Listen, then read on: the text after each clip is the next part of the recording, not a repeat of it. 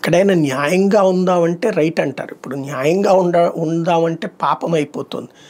ఎవరైతే అవినీతి కేసులలో అరెస్ట్ అయ్యి జైలుకి వెళ్తారో, 5 ఏళ్లకు పైబడి శిక్ష పడేటటువంటి వాళ్ళు వాళ్ళ పదవిని కోల్పోతారు 30 రోజులకు పైన జైల్లో ఉంటే. అంటే దానికి రచ్చరచ్చ చేశారు. ఓ ప్రభుత్వ ఉద్యోగి 50 గంటల కంటే ఎక్కువ పాటు జైల్లో ఉంటే అతని ఉద్యోగం ఆటోమేటిక్గా సస్పెండ్ అవుతున్నాడు.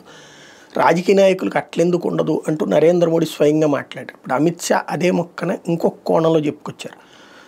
కిరణ్ రిజిజు కూడా చెప్పుకొచ్చారు. వాస్తవంగా ఇందులో ప్రధానమంత్రిని కూడా పెట్టారు. ప్రధానమంత్రి, కేంద్ర మంత్రులు, రాష్ట్రాల ముఖ్యమంత్రులు, రాష్ట్రాల మంత్రులు అందరినీ కూడా దీని విషయాన్నే ప్రస్తావిస్తూ డైరెక్ట్గా ఒక మొక్క చెప్పుకొచ్చారనమాట. నరేంద్ర మోడీని ఇందులోంచి ఎగ్జామ్ట్ చేద్దామని చెప్పేసి అడిగితే ఒప్పుకోలేదని కిరణ్ రిజిజు చెప్తే, ఇందిరాగాంధీ టైంలో అట్లా పై పొజిషన్స్లో ఉన్నటువంటి వాళ్ళ జోలికి పోవడానికి వీల్లేదన్నటువంటి ఒక చట్టాన్ని తీసుకొచ్చింది. ఎమర్జెన్సీలో, అత్యవసర పరిస్థితుల్లో కోర్టు అధికారాలను కూడా పక్కన పెట్టేసి రాజ్యాంగాన్నే మార్చేసేసింది.